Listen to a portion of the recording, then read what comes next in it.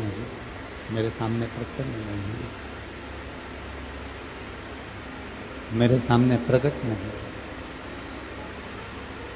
अब मैं करूं तो करूं। मरुतों ने सुयशा का पिताजी सुयशा से कहते हैं, अब एक काम कर, किसी पवित्र नदी के तट पर चली जा, किसी भी पवित्र नदी के तट पर,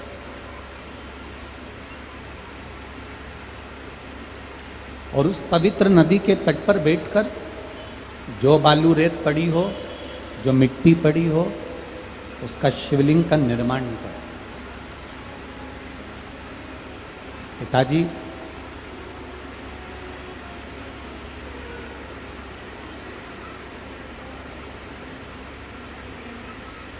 शिवलिंग का निर्माण करूं और उसका फिर मैं पूजन करूं, विसर्जन करूं, क्या मुझे देवाधिदेव महादेव मिल जाएंगे?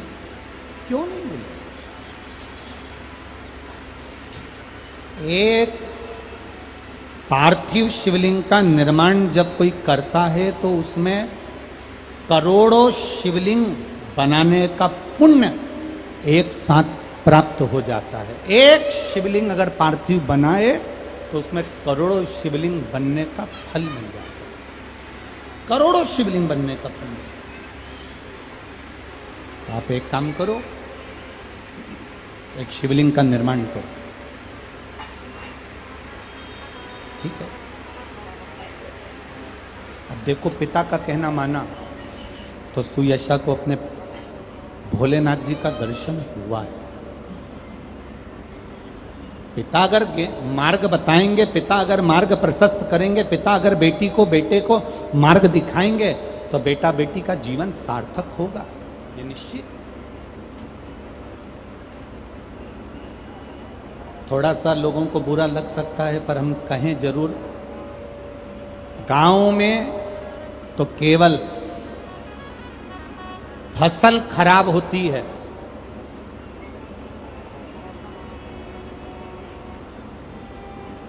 गांव में तो केवल फसल खराब होती है, पर जो शहर में पढ़ने के नाम से जाते हैं और पढ़कर नहीं आते, उनकी पूरी नस्ल खराब हो जाती है। तो कितनी मेहनत कर रहा है पिता, कितनी मेहनत कर रहे हैं उसके माता पिता। दिन भर नौकरी करते हैं, दिन भर ड्यूटी करते हैं, दिन भर कमाते हैं, दिन भर ऑफिस जाते हैं, दिन भर दुकान पर जाते हैं, दिन भर काम करते हैं और कमा कर लेकर आते हैं। और बेटी ने कहा पापा मुझे झांसी पढ़ने जाना है, बेटी ने कहा पापा मुझे ग्वालियर पढ़ने जाना है, बेटे ने कहा पापा मुझे झांसी में पढ़ना है, बेटे ने कहा पापा मुझे ग्वालियर पढ़ना है। उस पिता से तो पूछो जिसने पूरी जिंदगी तुम्हारे लिए निकाल दी, उस पिता से तो पूछो जिसने संपूर्ण जिंदगी तुम्हारे लिए निकाल दी, जोड़ा जोड़ा जोड़ा तुम्हारी एजुकेशन में, तुम्हारी पढ़ाई में लगा दिया। गांव में तो केवल फसल खराब होती है, पर जो अपने माता पिता से कहकर जाते हैं कि मैं पढ़ने जा रहा हूं, मैं एजुकेशन के लिए जा रहा हूं, मैं कोचिंग के लिए जा रहा हूं, और गलत मित्रों की संगति में जब वो पड़ जाता है, गलत लोगों की संगति में जब वो पड़ जाता है, गलत लोगों की संगति में जब वो आ जाता है, तो उससे पूरी जिंदगी की नस्ल खराब करके बैठ जाता है। वो अकेला अकेला।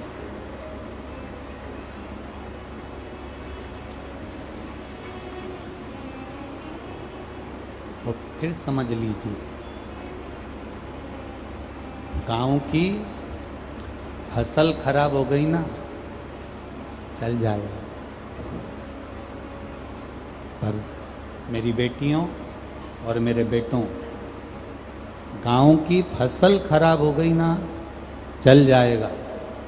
और अगर तुम किसी गलत धर्म के लोगों के साथ में, दुराचारियों के साथ में, ताली प्रशंसा करने वालों के साथ में, प्याली मदिरा पीने वालों के साथ में, थाली गलत भोजन करने वालों के साथ में अगर तुम्हारी संगति हो गई ना तो पूरी जिंदगी खराब हो जाएगी। इसको बचाना है, इसको बचाना है।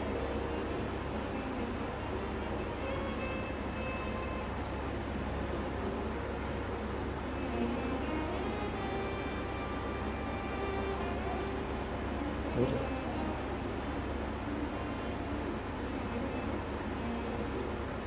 सुयशा ने अपने पिताजी का कहना मान लिया और सुयशा ने अपने पिताजी का कहना मानकर सुयशा भगवान शंकर के पार्थिव शिवलिंग का निर्माण कर रही है, पार्थिव शिवलिंग का निर्माण कर रही है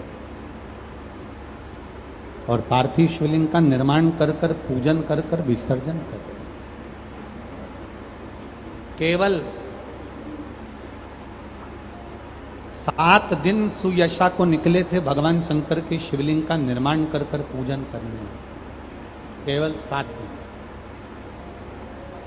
हम कई बार माताओं से कहते हैं, भाइयों से कहते हैं कि कभी तुमको ऐसा लगे,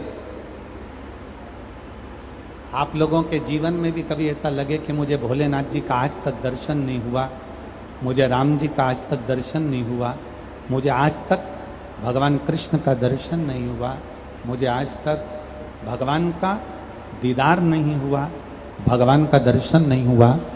तुम्हारे मन में अगर कभी ऐसा लगे तो एक बार 7 दिन का पूरा नियम ले, 7 दिन का पूरा नियम।